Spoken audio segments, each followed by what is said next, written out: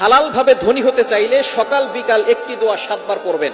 এটা আমার কথা নয়, নবীজি সাল্লাল্লাহু আলাইহি সাল্লাম নিজে জানিয়ে দিয়েছেন। আবু দাউদ শরীফের 1555 নম্বর হাদিস, খুবই চমৎকার একটি হাদিস। নবীজি সাল্লাল্লাহু আলাইহি সাল্লাম একটি দোয়া শিক্ষা দিয়েছেন, যে দোয়ার মাধ্যমে একজন সাহাবী ধনী হয়েছেন।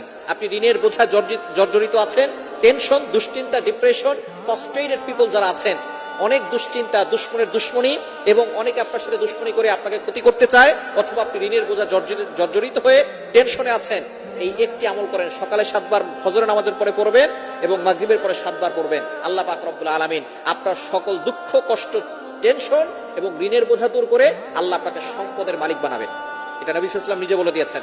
আবু সাঈদ খুদরি রাদিয়াল্লাহু তাআলা থেকে হাদিসটি এসেছে, একবার নবীজি সাল্লাল্লাহু আলাইহি সাল্লাম মসজিদ নববীর পাশ দিয়ে হেঁটে যাচ্ছেন। এমন সময় দেখেন আবু উমামা রাদিয়াল্লাহু তাআলা আনহু তিনি মসজিদে বসে বসে জিকির করতেছেন, আল্লাহর ইবাদত করতেছেন। নবীজি সাল্লাল্লাহু আলাইহি সাল্লাম ডাক দিয়ে বললেন, ইয়া আবা উমামা, ও আবু উমামা, তুমি এখন মসজিদে কেন? এখন তো নামাজের সময় নয়। আবু উমামা রাদিয়াল্লাহু তাআলা আনহু দাঁড়িয়ে বললেন, ইয়া রাসূলুল্লাহ, ইয়া হাবিবাল্লাহ, দুশ্চিন্তা, ঋণের বোঝা, টেনশন, এগুলো আমাকে মসজিদে নিয়ে আসছে।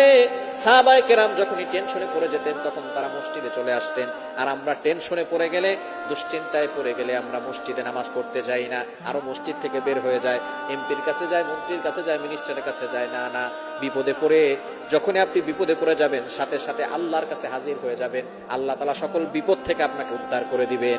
আবু উমামা রাদিয়াল্লাহু তাআলা যখন এই কথা বলেছেন, নবী সাল্লাল্লাহু আলাইহি ওয়াসাল্লাম বললেন, ইয়া আবা উমামা, হে আবু উমামা, তোমাকে একটা আমলের কথা কি বলে দিব না, যে আমল করলে আল্লাহ পাক রব্বুল আলামিন তোমার দুশ্চিন্তা দূর করবেন, টেনশন দূর করবেন, তোমার ঋণের বোঝা দূর করবেন, ঋণ মুক্তির ব্যবস্থা করে দিবেন, এবং আল্লাহ তোমাকে সম্পদ দিবেন, এমন একটা দোয়ার কথা কি তোমাকে বলবো না?